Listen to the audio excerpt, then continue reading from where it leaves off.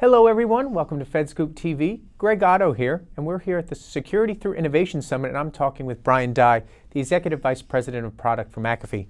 Brian, thanks for joining us today. Thanks for having me. So talk to me about the ways that McAfee is helping the government secure their cybersecurity posture.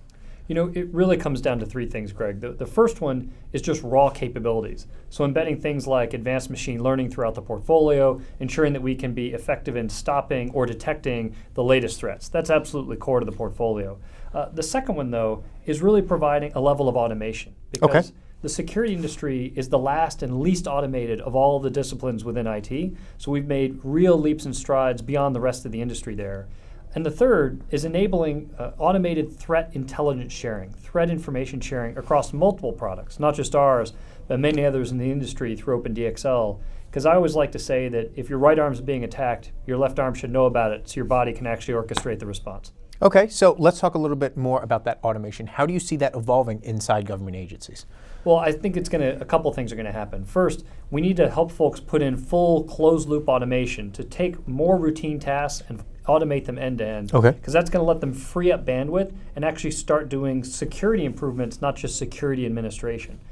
The second stage is that I think organizations are going to embrace kind of human-machine teaming, really enabling advanced analytics and automation around insight to help the advanced responders do their job, just do it far, far faster, far more effectively. And then third, a huge opportunity to automate the threat intelligence exchanges, not just within an organization, but from an organization to, for example, the government. So for projects like OpenC2 and DXL, as we tie those together moving forward. Okay, so outside of the technology, public-private partnerships are so crucial for government agencies. How do you see public-private partnerships evolving and maturing in the future?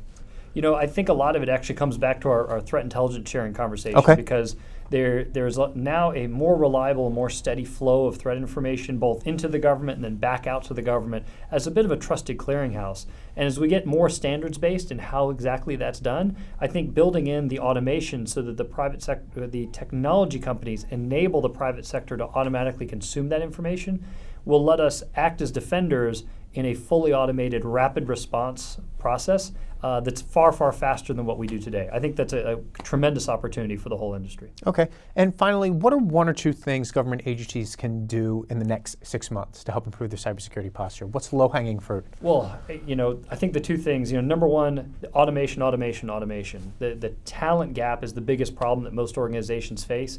They need the ability to free up their people, so automation is the only way to do that. The second one is I think we have to actually stop accepting mediocrity, to be really blunt. I think we need to plan to upgrade, plan to stay current every single year, because there is going to be a new threat and there's going to be a new capability to respond to that threat. And right now, most public sector organizations are, generations, if not years, behind on a lot of the technology they've deployed, and they need to build that into their planning process. So that'd be my second one, plan to stay current. I would say on a follow-up on that, do you think that needs to be done legislatively almost, or do you think that there is enough policy within agencies right now to keep planning ahead for the upcoming threats? Yeah, I think it's really hard to do that legislatively because the pace of legislation and the pace of cyber operate on orders of magnitude difference.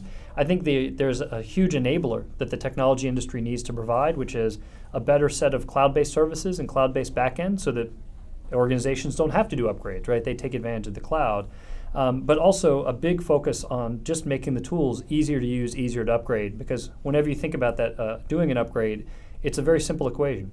It's what's the value versus what's the cost. And so if we make sure as the technology community that there's a lot of value coming in, it's well tied and well timed to that next threat, but we also make it easy, that's what's going to work. Nobody questions their iOS upgrades, right? We need to get to that type of model. Great. Brian, appreciate your insight. Thanks for stopping by. Thanks for the time. For all of our videos, check out our YouTube channel, and for more information, check out fedscoop.com. I'm Greg Otto. Thanks for watching.